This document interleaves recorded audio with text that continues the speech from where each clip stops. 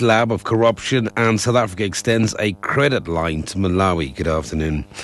Police Union PopCrew has accused head of the police's forensic science laboratory in Pretoria of corruption, including concealing and tampering with crime statistics. The union has been addressing the media in Johannesburg. The SABC's Edwin Nsidi reports. PopCrew's Matsimela says the head of the lab reported to Parliament that it has a backlog of 182 cases, whereas the reality is that there were 5,000 such cases. He says theft of trucks is the order of the day. He further claims that trucks that were stolen were valued at about 5 million rand. Matsimela further claims that the highly advanced Marshall DNA machine, which was bought in 2006 at the value of 46 million rand, was decommissioned without proper tender process and was destroyed 2 years later, and some parts of the machine were given to scrap metals, whereas the machine was still in good working conditions. PopCrew has called on Police Chief Ria Piecha to investigate the allegations. Edwin Nsidi, SABC News, Johannesburg. The SA Police Service have not yet responded to PopCrew's allegations.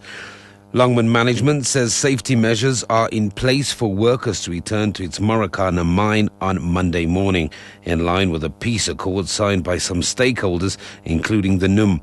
Rival union AMCU and many striking workers refused to sign. Longman says only 2% of employees reported today and blames intimidation by striking workers. Longman's executive manager of human capital, Abi Khotle. We are concerned about the safety of our people, and as a result, we have put a number of measures in place to ensure that those employees who would like to return to work are indeed able to return to work, and that they are able to do so safely. So there are measures in place. Meanwhile, AMCU has said it did not sign yesterday's peace accord because it's not responsible for the strike. The union's president, Joseph Mtunjwa, says the accord should have also included the police and the workers. Noma Bolani reports.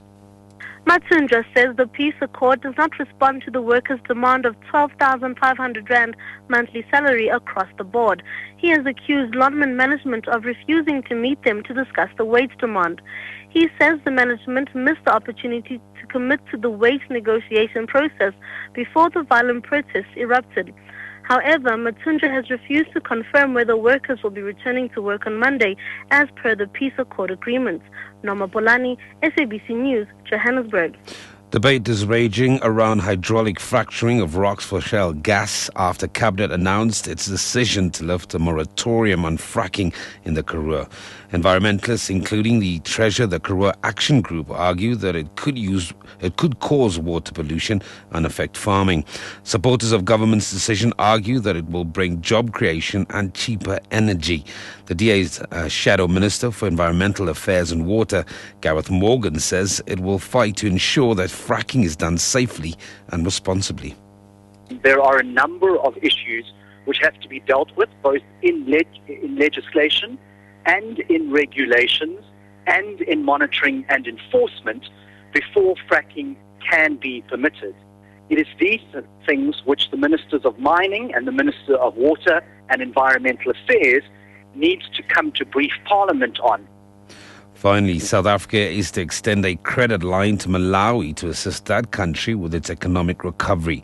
This has emerged during the bilateral meeting between the two countries in Pretoria.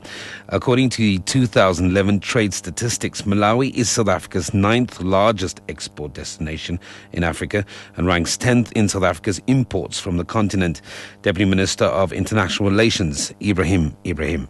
We are transferring some funds to them, but the matter is still a process by the Treasury and our legal. But I think that the best way of assisting Malawi is to see that South African business people go to Malawi. The minister did say there's a tremendous amount of mining potential there, from uranium to rare earth and what have you. And I think that South Africa has the expertise to assist Malawi in mining.